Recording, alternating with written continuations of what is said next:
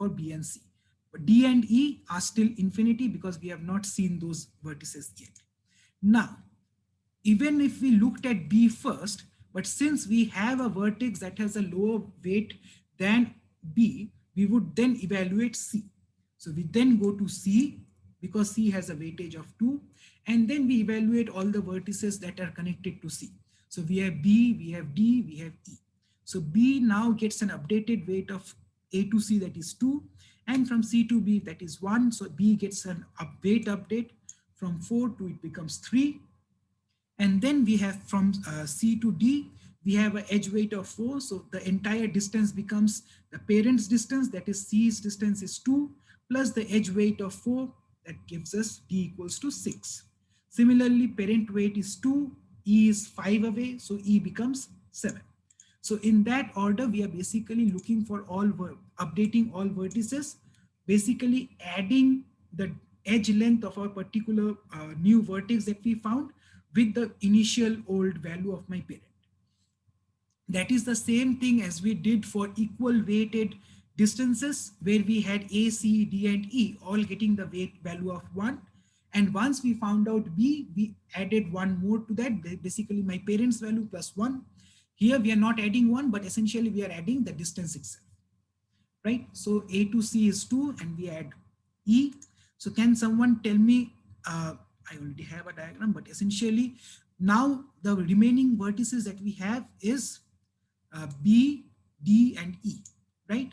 So B is the smallest distance away from these for all of these vertices. So we explored B next. So we explored B with a value of 3, and it finds out that from B, which has a distance of 3, A to C, C to B, right? Distance of 3, it finds out more vertices, that is D and E. So the distance to D now becomes 3 plus 2, 5. So D gets an updated weight of 5. And E gets an updated weight of 3 plus 3, 6. So it becomes from 7, E becomes 6. Then we explored the next vertex in line in sorted order. And essentially we explore D because that has the distance of 5. And it detects that it has one particular edge E.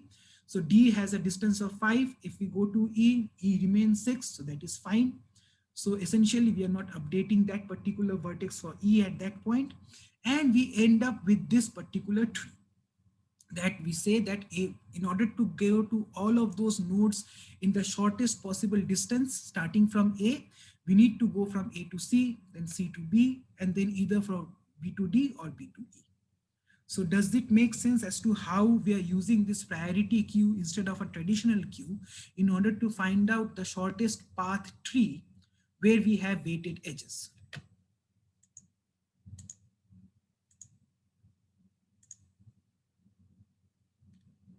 Right? Okay. Okay. So that was essentially the weighted edge algorithm in order to find the shortest distance for all nodes. We are going to talk about priority queue and how we can design such a data structure. But before that, let's just understand Dijkstra's algorithm a bit more in detail. So let's look at the algorithm again. Let's say I'll copy this, paint it over the paint window, and let's have this here. Okay.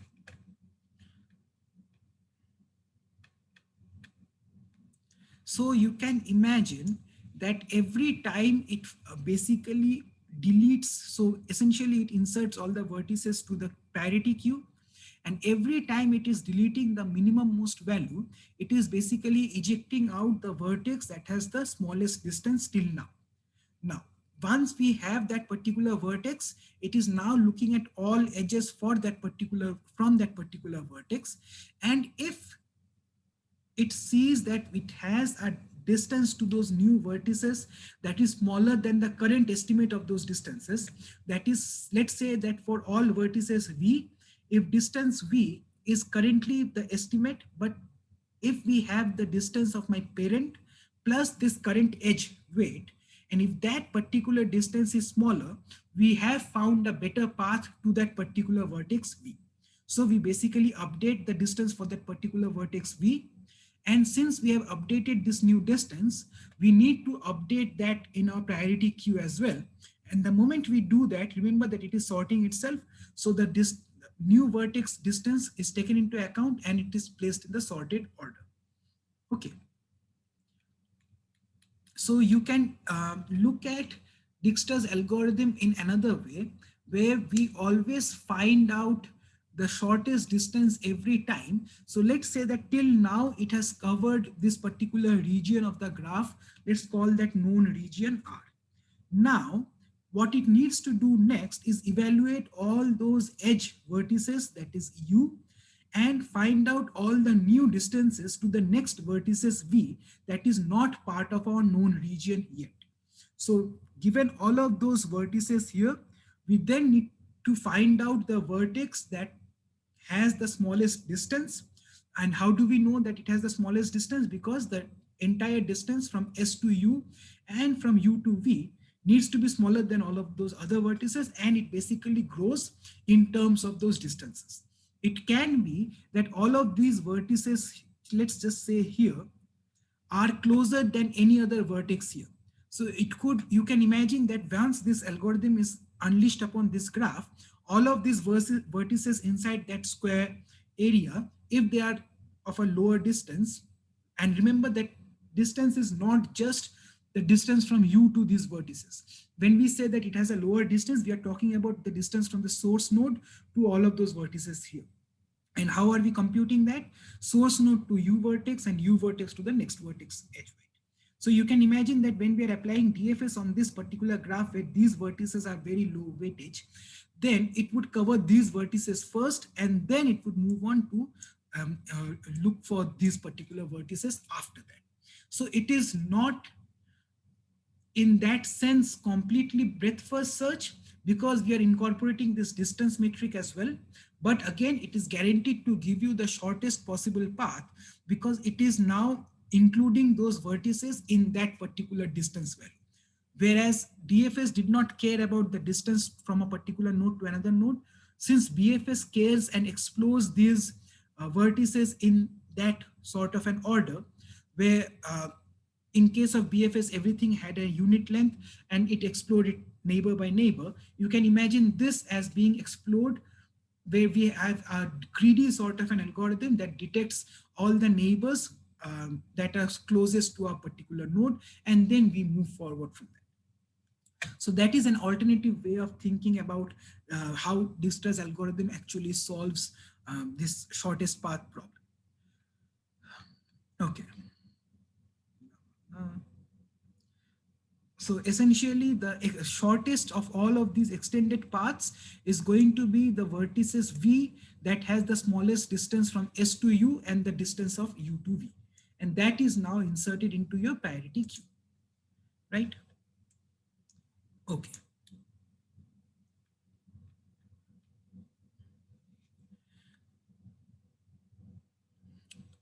Now, one thing that we need to understand in terms of Dijkstra is it is an efficient algorithm because it is still finding out the um, shortest distance to all of those vertices, given that we know a particular region R, and it is basically inserting new nodes in the sense of in terms of their distance.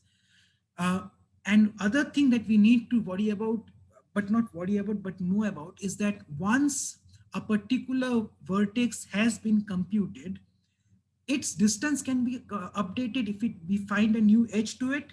However, that particular vertex is not going to be updated or assessed again and again and again every time. So the complexity is still V plus E and whatever is needed in order to implement the priority queue structure, right? Okay. So what do you think would be the time complexity of Dijkstra? And before we begin, tell me if you understood Dijkstra's algorithm now, without the priority queue bit yet.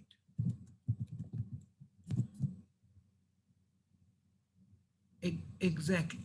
So it is V plus E Well, plus updates is something, but essentially, yes, we need to have something like this before.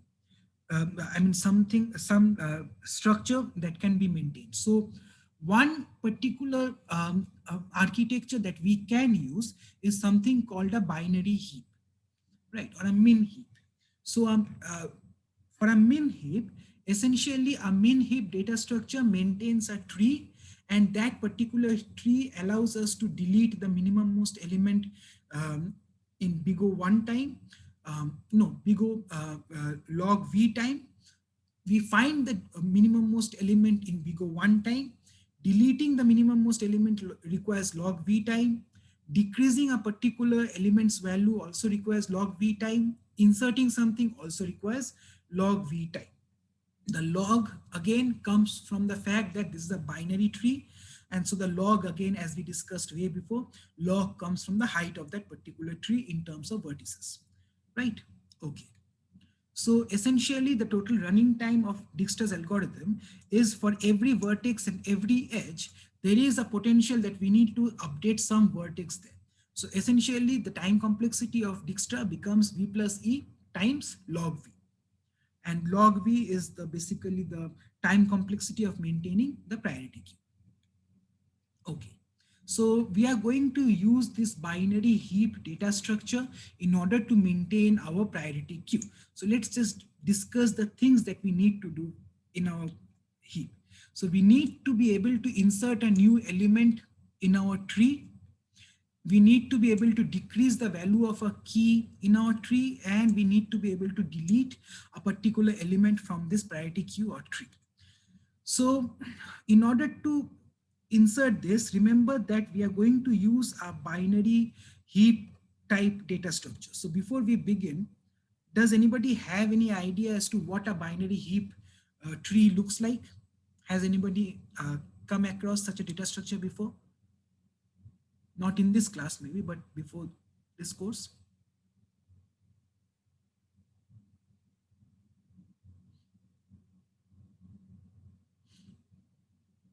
Perfect. So essentially it is a tree which follows a certain rule. Basically the rule is the parent should have a lower value than the child. So that is the only rule that it needs to follow.